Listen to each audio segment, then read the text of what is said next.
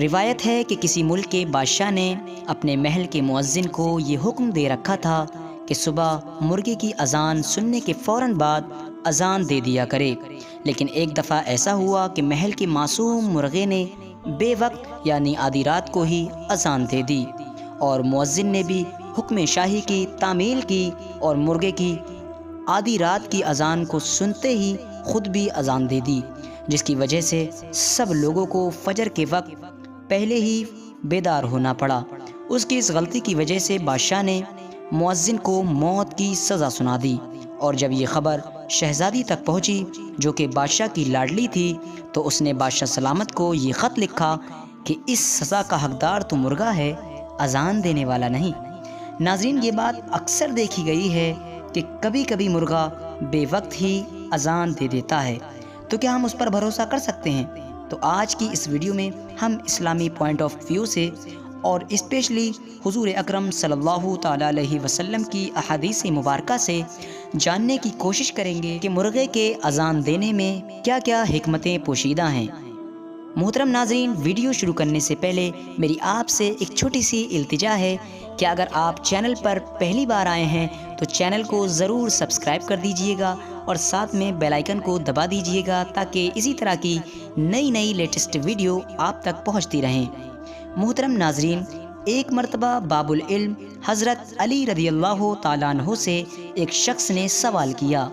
اس نے کہا، مجھے یہ بات سمجھا دیں کہ مرغا اونچی آواز میں اذان کیوں دیتا ہے؟ یہ سن کر حضرت علی رضی اللہ تعالیٰ عنہ نے ارشاد فرمایا کہ اے شخص، تو جان لے کہ یہ کائنات اور اس میں قائم یہ زمین ہم انسانوں کی پیدائش سے لاکھوں سال پہلے بھی آباد تھی، اور یہاں جنات رہا کرتے تھے۔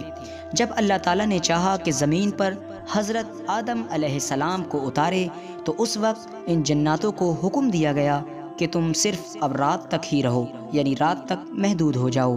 اور اس وقت یہ مرغا جو ایک پرندے کی شکل میں فضا میں اڑتا رہتا تھا، اس کو اڑنے کی طاقت کم کر دی گئی اور اس کی آواز کو مزید بلند کر دیا گیا، اور اس کو یہ ذمہ داری سونپی گئی کہ یہ رات کو ختم ہونے پر اور صبح کے قریب ہونے پر کہ یہ اذان دے کر نہ صرف انسانوں کو اللہ کی عبادت کی طرف راغب کرے بلکہ جنات کو یہ بھی خبردار کر دے کہ صبح ہو چکی ہے اور اب ان کا وقت ختم ہو چکا ہے، کہ اب یہ تمام کے تمام جنات پردے میں چلے جائیں۔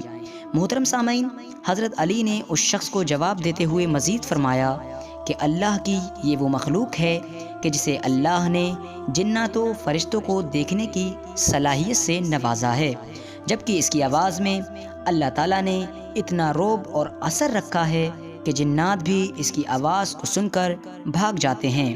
محترم سامعین اکرام، حضرت علی نے اس شخص کو یہ نصیحت فرمائی کہ جب بھی تم دیکھو کہ کسی انسان پر جنات کا سایہ ہے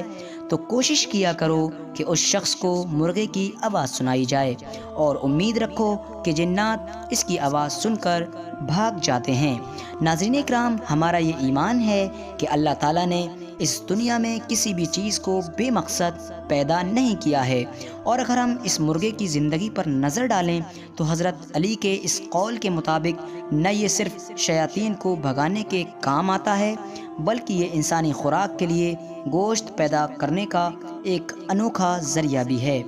محترم سامعین اکرام، شاید یہی وجہ ہے کہ بزرگان دین نے بھی اس نیک صفت پرندے کو اپنے گھروں پر پالنے کا حکم دیا ہے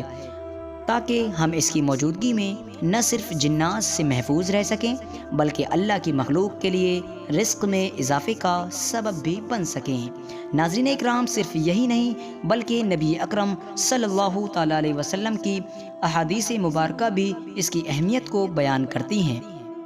مثال کے طور پر حضور اکرم صلی اللہ تعالیٰ علیہ وسلم کا ارشاد ہے کہ جب مرغے کی آواز سنو، اللہ سے اس کے فضل کا سوال کرو، کیونکہ مرغا فرشتوں کو دیکھ کر اذان دیتا ہے، اور جب گدھے کی آواز سنو تو اللہ سے پناہ مانگو، کیونکہ وہ شیاطین کو دیکھ کر اپنی آواز بلند کرتا ہے۔ اور ایک جگہ اور ارشاد فرمایا کہ سب سے بری آواز گدھے کی ہے۔